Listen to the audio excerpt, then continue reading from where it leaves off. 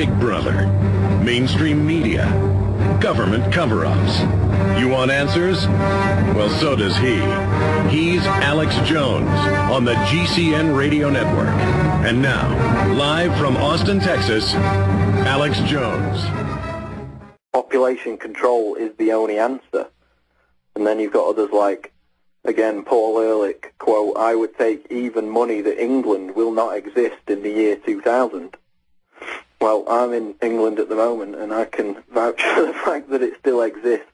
But this was the fear-mongering campaign that dovetailed the so-called global cooling threat in the 1970s. Now, I want to explain to people, one facet of hundreds is the animal ID and the premises ID. Now, only Texas, quote, passed it into law, but then you read it, it's only regulatory, and once you sign it, but everybody else is signing on, because if your kid's in 4-H, you show up to 4-H, they escort you with police off the premises. If your family farm hasn't been registered, the big agribusiness wrote all this into law. They have exemptions, like they'll have one tag per 1,000 chickens that's $14, but you've got to have a $14 tag or a $10 tag, depending on the tag, per chicken yourself.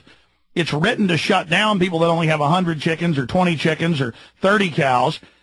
They even admit this in their own documents, and now idiots that signed on to the thing in Texas, a cow dies. They've got new people that spy. If a cow dies or gets struck by lightning, you don't report it within 48 hours, $2,000 a day fines, then they take your farm. You're signing over. It's not even a law. It's a corporate agreement where you go into these, quote, public laws, just like there's no law to take vaccines, but they'll still take your kids if you don't. In many cases, if they think you're ignorant, and, you know, they don't go after wealthy people that they know can find them. They only go after the ignorant. I mean, this is just lawless criminality. Animal ID, premises ID, when you sign the agreement, now they're coming on your property for no reason. I mean, this is just where they're making everyone criminals, going after all self-sufficiency, and they say they want to force us off the land into cities. I mean, this is total control where only Big Agra owns the food, and then they can force you to eat the GMO as well. Paul, elaborate.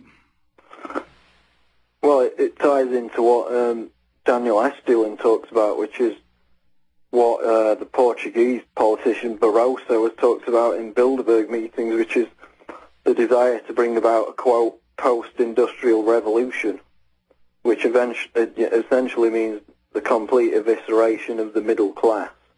Now, let's explain again. The Industrial Revolution broke up the monopolies. Where to have any business, you had to be certified by the local nobleman, who was, again, certified to the queen or king. They desperate, and they admit this, they want to end their competition. Okay, I mean, they'll be dumping toxic waste in the streets. They don't care. It's about the power to come in and selectively regulate and shut down. Go ahead. Right, and it's about, with the oil agenda, Bilderberg said that the plan was to get it up to $200 a barrel. And what is it today? 108, 109. It's going to get up there eventually. It's over 109 right now.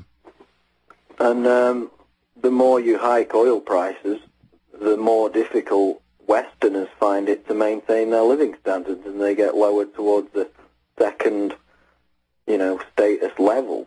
But they built our transportation and our economic grid on sprawl, on highly separated urban centers, where you have to do this, and now they've got a stranglehold and can squeeze everything out of us with the fuel. Go ahead. Exactly, and that's why at the previous Bilderberg meeting, Kissinger said there were plans to double the price of oil. That happened. The next step is $200 a barrel. So that's where they're heading, and they've said on record that it's about creating this post-industrial revolution and squeezing the middle class into non-existence to create, their dream, the masters and the serfs, just like it was in history. They want to reintroduce it. Now, I want to add here, Paul, that people debate whether this financial collapse that's happening is by design or not. In their own documents, they admit, and we've quoted and covered those here, and as I've said many times, even the Financial Times of London has admitted, they had the power to put out endless currency, endless credit, endless liquidity. They decided to do it. And then now that they got the bubble to full size and almost everyone is leveraged out into debt, and then once things implode, even if you've, quote, got some currency, they're at the same time devaluing it while prices go up and while the economy contracts. They'll then just bankrupt all their front banks, which they're going to do.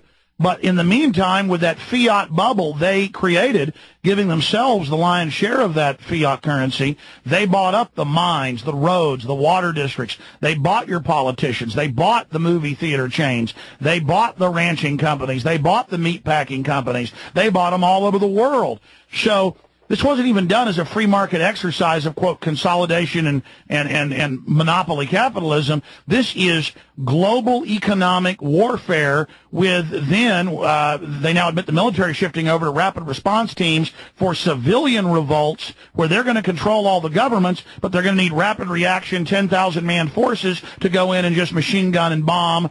And that's what the British Ministry of Defense report says as well. So it's all public in the intellectual government policy reports and planning documents for what they're doing. This is a hell world run by them where they own 95% of the resources and they centrifugal create the crises to suck out that last 5. Once you're all in lockdown grid cities, then they release bioweapons and exterminate us. Go ahead. Well, yeah, and even I read a Reuters report today that said, even when Bush or Bernanke say that the policy of the United States government is to have a strong dollar, that means that the policy is to have a weaker dollar. So you've got even the establishment media admitting that they just engaged in direct doublethink, and every time Greenspan or Bernanke, get an opportunity to talk about the dollar when they're abroad in places like China or Saudi Arabia or the United Arab Emirates, they always badmouth it.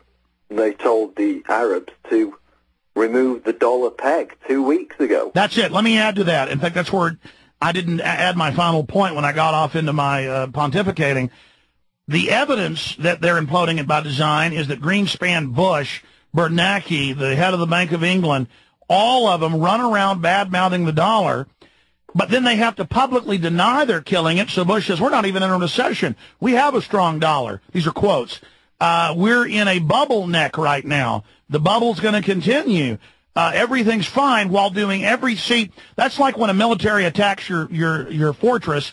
They're bullhorning, this is not an assault. So you just hesitate long enough so they can get the job done. It's meant to confuse. It's meant to where you're going to figure out they're lying, but it still kind of makes you stop and debate for a moment. It's like they publicly write books calling for world government, world taxes, taking all your freedoms, but then Richard Haas will go on CNN and say there's no move for a world government, there's no Amero, because then they know the debate will be about how they're liars and is it real instead of do we want this. So the dollar's gone. We're imploding. We're on fire. Mayday, mayday, mayday. It's already sucking England and Europe down with it. But again, the elites have prepositioned their police state grid. They're bringing us into this global crisis, which will then fully shear us to the bone. Paul?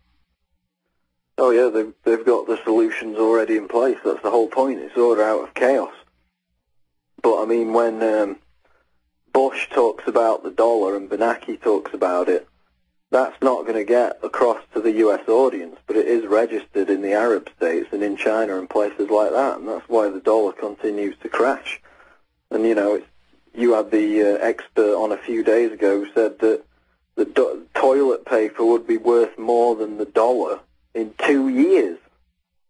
And Bush doesn't even admit to the fact that the U.S. is in a recession, and how they hide that is by making the inflation numbers and the unemployment numbers, massaging them and keeping them secret, which is what Ron Paul confronted Bernanke about in the committee meeting 2 or 3 weeks ago.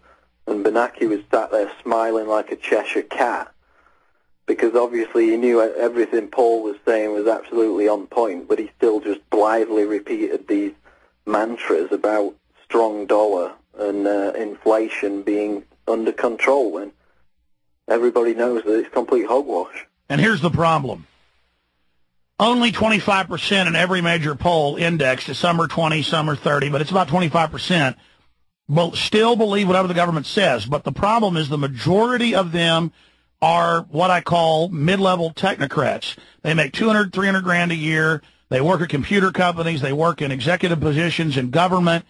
They think they're the government because they're overall good people, though they're arrogant and full of hubris. Then they think the whole government's like that. They haven't seen the compartmentalization. They feel like they're part of the system. So at a subconscious level, they then defend the government no matter what it does. And we still have some time, reverse some of this and have a somewhat soft landing, crash landing, because as things get crazier, they're getting crazier as they have to, with cognitive dissonance, keep buying more into it. And so, see, Bush is speaking to them, the technocrats, going, don't worry, you're in control, everything's fine. Heaven help us, Paul.